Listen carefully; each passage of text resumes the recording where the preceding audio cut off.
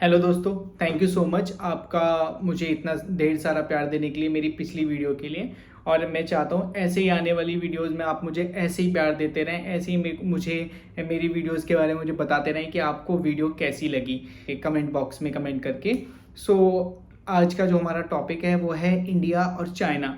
India और China का अगर आपने न्यूज़ सुना हो तो पिछले 2-3 दिनों से न्यूज़ आ रही है कि इंडिया और चाइना डिसंगेजमेंट कर रहे हैं बॉर्डर्स पे, जिसमें हमारे जो 4 लोकेशन हैं उनमें हमारी डिसंगेजमेंट इंडिया और चाइना ने ऑफिशियली अनाउंस कर दी हैं कि अपनी अपनी जो मिलिट्री थी, जो आर्मी थी, वो अपने एलएसी से पीछे अपने अपने बेस कैंप पे वापस लौट रही है।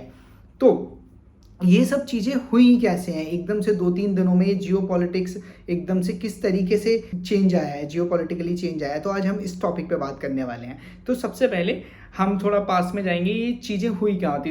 15 जून 2020 को गलवान में कॉन्फ्लिक्ट हुआ था, जिसमें हमने अपने 20 जवानों को खोया था।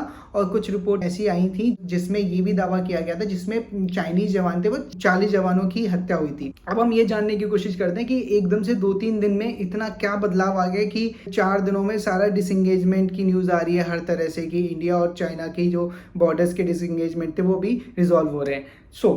3 दिन पहले इंडिया के जो एनएसए हैं अजीत डोभाल, वो रशिया जाते हैं पुतिन से मिलने, जिसमें वो Indian prime minister Narendra Modi और जो यूक्रेन के प्रेसिडेंट हैं जेलेंस्की, उनसे मिलते हैं और उनकी जो मीटिंग थी उनकी ब्रीफिंग देते हैं पुतिन को। इसके बाद पुतिन ने इंडिया के जो प्राइम मिनिस्टर हैं उनको न्योता भी दिया है नेक्स्ट मंथ, जब ब्रिक्स की समिट होने वाली है रशिया में, कि उनके साथ एक बायलैटरल मीटिंग के लिए। अब वो अलग सेपरेट टॉपिक है कि इंडियन प्राइम मिनिस्टर वहाँ अटेंड करने जाएंगे नहीं जाएंगे, होपफुली जाएंगे, पर अभी कुछ कंफर्म नहीं है।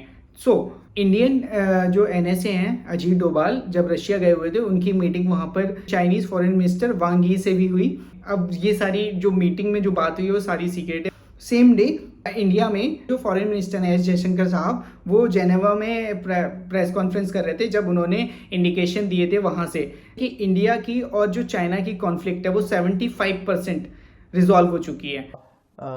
Those negotiations are going on. We made some progress. I would say roughly, you can say about 75% of the disengagement problems are sorted out. तो ये एक बहुत बड़ी बात है कि जो बैकडोर से हमारी जो रेगुलर मीटिंग हो रही है इंडिया और चाइना से, कहीं ना कहीं इंडिया और चाइना के रिलेशन को सुधारने के लिए मीटिंग हो रही है। और लेकिन अब हम जानेंगे कि इसका एक और बड़ा रीज़न क्या हो सकता है, ये एकदम से कैसे हो रहा है। ये तो मैंने बताया कि ऐसे मीटिंग हुई।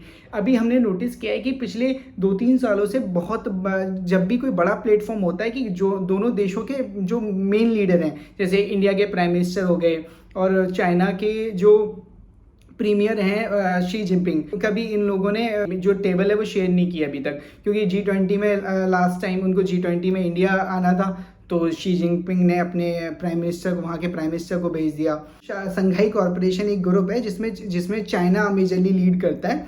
तो शंघाई कॉरपोरेशन में जब मीटिंग हुई थी तो भारत के प्रधानमंत्री वहाँ पे नहीं गए थे, क्योंकि उन्होंने रीज़न दे दिया कि उनका शेड्यूल थोड़ा टाइट है। तो जो पुतिन हैं वो चाहते हैं जो रशिया का जो अगले महीने ब्रिक समिट होने वाला है, ये वो 100% सक्सेस चाहते हैं, जहाँ पर उनका सपना है। वो पहले भी इंडिकेशन देते हैं कि ब्रिक करेंसी को लॉन्च करना। अब देखिए, सबसे बड़ी बात, ब्रिक में जो फाउंडिंग मेंबर हैं, जिसमें इंडिया, चाइना, रशिया और ब्राज़ील, ये 4 नेशन है जो इसके फाउंडिंग मेंबर हैं।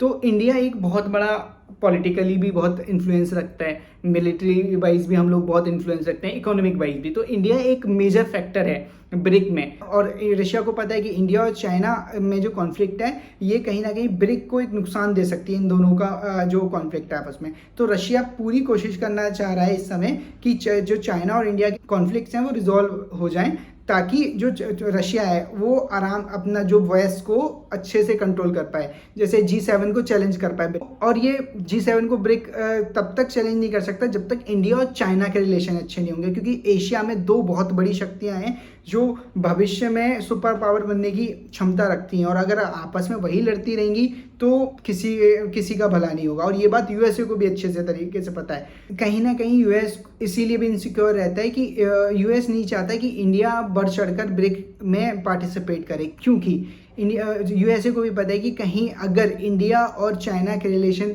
सही हो जाते हैं तो जो यूएस की जो पूरी पॉलिटिक्स है वो कहीं ना कहीं किसी काम नहीं बचेगी एशिया में, क्योंकि एशिया में जो चाइना को चैलेंज कर सकता है इस समय वो सिर्फ और सिर्फ इंडिया है, क्योंकि यूएसए इतनी दूर से वॉर के लिए नहीं आएगा, उसके लिए एक रीजनल पावर चाहिए जो चाइना को चैलेंज कर सके। पुतिन का सपना है ब्रिक्स करेंसी को लॉन्च करना, और कहीं ना कहीं अगर Indian prime minister Xi Jinping की ये जो मीटिंग है, जो आने वाली ब्रिक में समिट में, अगर इनकी सारे इशू इंडिया और चाइना के रिजॉल्व हो जाते हैं और ब्रिक में ये मीटिंग सक्सेसफुल हो जाती है, तो ये गेम चेंजर डिसीजन साबित हो सकता है। यूएस डॉलर के लिए सबसे बड़ा झटका होगा, क्योंकि इंडिया, चाइना, रशिया अगर एक खेमे में आ गए तो यूएसए एक अलग थलग पड़ जाएगा, और यूएसए कहीं ना कहीं बहुत ज़्यादा, यूएसए और यूरोप बहुत ज़्यादा नर्वस हैं इस डिसीजन से। आगे जैसे जैसे अपडेट आती रहेगी मैं आपको अपडेट करता रहूँगा इस टॉपिक पे। तो आज का जो टॉपिक था हमारा, आई होप आपको थोड़ा बहुत समझ आया होगा मेरे इस थोड़ा सा एनालिसिस से कि इंडिया और चाइना के रिलेशन किस तरीके के, जो बैकग्राउंड है वो किस तरीके से आगे बढ़ रहा है। मुझे इसी वीडियो के अंत में मैं आपको सबसे थैंक यू बोलना चाहूँगा, और मैं चाहूँगा कि आप मुझे अपनी कमेंट करके मुझे अपने व्यूज़ बताएं कि आपको ये वीडियो कैसी लगी, और आप अपने आइडियाज़ भी पुट अप इसमें कर सकते हैं। इसके साथ साथ कि आपको किस टॉपिक पे नेक्स्ट वीडियो चाहिए, मुझे ये भी कमेंट बॉक्स में कमेंट करके बताएं। सो प्लीज़ इस चैनल को लाइक, शेयर और सब्सक्राइब करना बिल्कुल ना भूलें। Thank you so much. Thank you. जय हिंद।